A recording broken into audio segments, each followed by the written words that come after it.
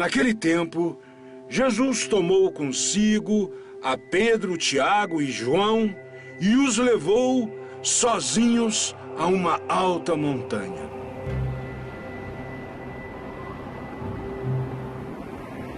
E ali foi transfigurado diante deles.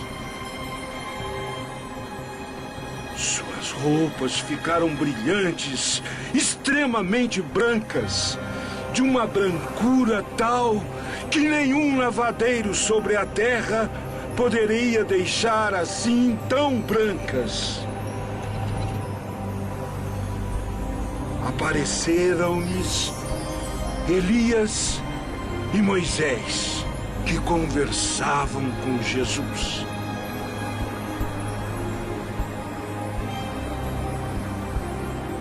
Moisés, Elias,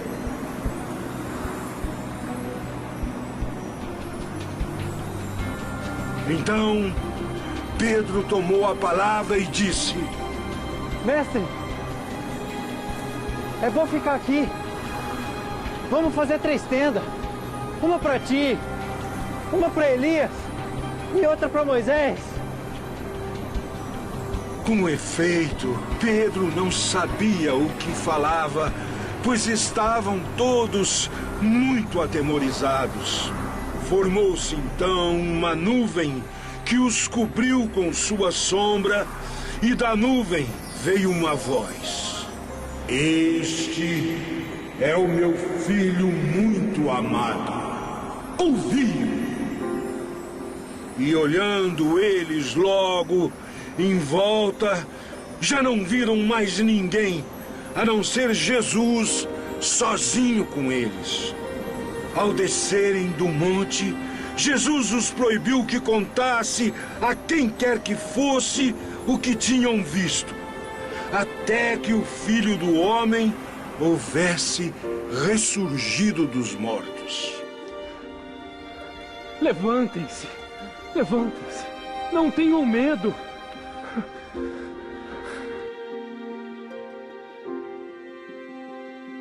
Não contem a ninguém o que vocês viram, até que o Filho do Homem ressuscite dos mortos. E eles guardaram essa recomendação consigo, perguntando a si mesmo o que significaria ser ressuscitado dos mortos.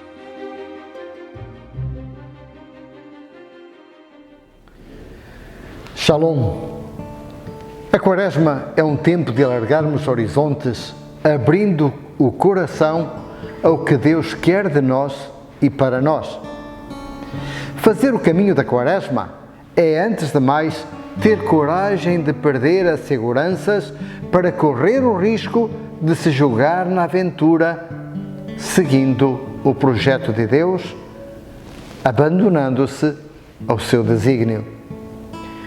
Por sua riqueza, vou centrar-me na primeira leitura. Fala de Abraão, o nómada de Ur, a quem Deus prometeu ser pai de um grande povo. Mas, quando tudo parece concretizar-se na pessoa de seu filho Isaque, um filho que nasceu na velhice, acontece o inesperado. Abraão oferece-o a Deus em sacrifício. É interessante esta passagem porque, ao mesmo tempo que nos fascina, também nos enche de terror e até cria em nós uma certa revolta.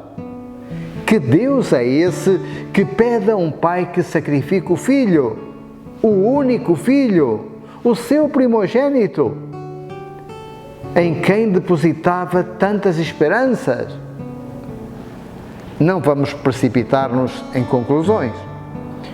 O sacrifício de Isaque pode nem ter sido uma exigência de Deus, mas apenas a expressão de um rito vigente na época e que podemos perceber presente em diversas culturas ao longo da história.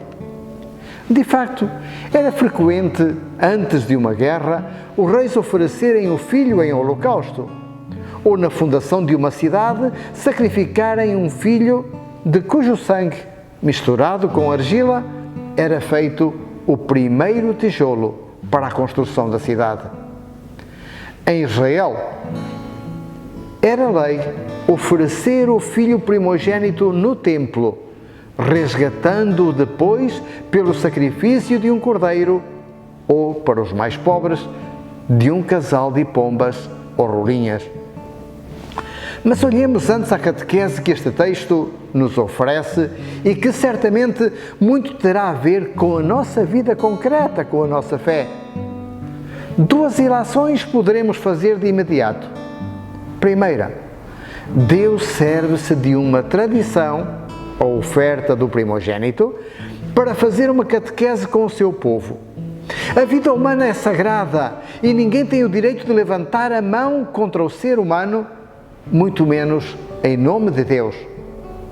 Talvez este trecho venha a propósito do momento que vivemos, quando, em nome de Deus, tanta gente se sente no direito de destruir, de oprimir, de manipular e aniquilar vidas. Nenhuma razão pode justificar a violência e, mesmo quando em legítima defesa, jamais poderá ser usada como um instrumento de vingança e muito menos para atingir outros fins, às vezes menos claros, sejam eles económicos ou de poder. A vida humana é sagrada. Ninguém tem o direito de dispor da vida dos outros, nem sequer da própria vida, porque a vida, qualquer vida, é dom de Deus. Para todos os que abusam, oprimem ou destroem a vida humana, se ergue a voz de Deus, perpassando pelos séculos até à eternidade. Não levantes a tua mão contra o menino, não lhe faças mal algum. E gostava que prestássemos atenção ao carinho manifestado nesta palavra menino. E tão forte é o brado de Deus que fica consignado em mandamento: não matarás. É interessante como este episódio influenciou a própria religião. Israel jamais poderá oferecer sacrifícios humanos. Segunda ilação, não é menos importante e tem a ver com cada um de nós. Abraão acreditou em Deus. Acreditar não é apenas confiar em alguém, é confiar-se, entregar-se nas mãos de alguém, é aderir a um projeto, a uma pessoa, é uma adesão de coração. Abraão confiou-se a Deus, aderiu ao seu projeto, assumiu o projeto de Deus como programa de vida. Por isso deixou tudo: casa, família, terra, amigos, arriscando numa incógnita: vai para onde eu te indicar. Abraão é capaz de aceitar o desafio de Deus, que o convida a sair da sua terra, a desinstalar-se, a seguir em frente, a não se deixar amarrar pelas seguranças do presente, mas a apostar no futuro. Só quem é capaz de correr o risco de perder tudo poderá saborear a alegria de vencer. A oferecer a vida de Isaac, Abraão não está simplesmente imolando o seu filho. Ele coloca nas mãos de Deus todo o seu futuro, toda a sua alegria, todo o seu sonho, a razão da sua existência. E é engraçado, Deus recusa a morte do menino porque quer que ele viva, porque Deus é sempre a favor da vida, mas aceita o sacrifício daquele pai, porque confias em mim, porque te confias a mim com todos os teus sonhos, porque fizeste de mim a razão do teu existir, abençoar-te-ei e multiplicarei a tua descendência como as estrelas do céu e as areias do mar.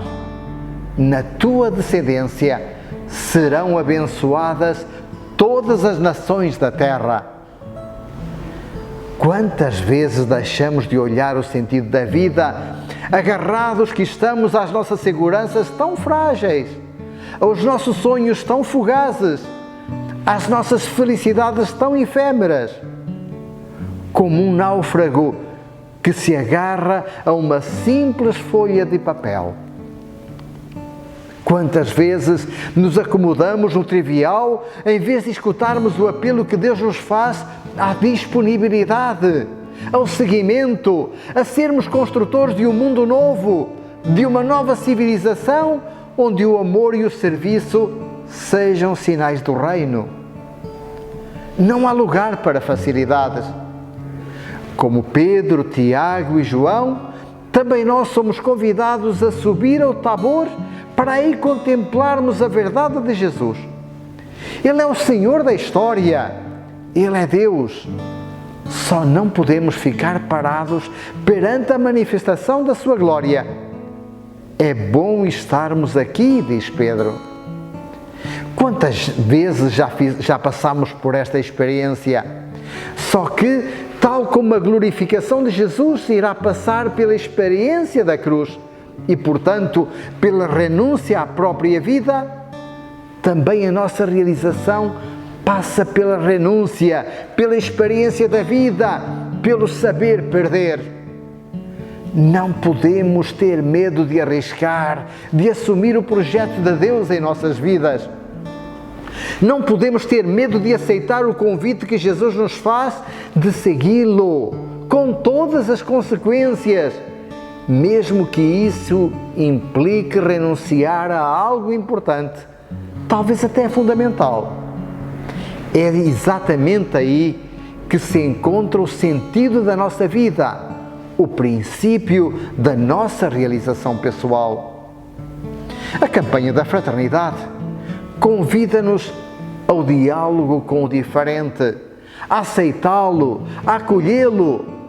Também isso exige renúncia, desprendimento, humildade. O diálogo só será possível quando eu puser o meu orgulho de parte, quando descer do pedestal das minhas verdades para acolher a verdade que existe no outro, quando eu for capaz de descer dos saltos altos da minha altivez para aprender a linguagem da fraternidade, da disponibilidade, do amor, da concórdia. A paz não nos é oferecida de mão beijada. Ela precisa ser construída e só será possível quando eu puser de parte as minhas verdades. Como com Abraão, Deus quer fazer de nós um instrumento do seu amor. Vamos acolher o desafio que Ele nos faz a sermos bênção no seio das nossas famílias, na vida dos nossos vizinhos, dos nossos colegas de trabalho. Vamos criar laços, construir pontes, abrir novos horizontes. Vamos construir fraternidade. Shalom. Vozes de paz estão se ouvindo. Vai pela estrada o peregrino.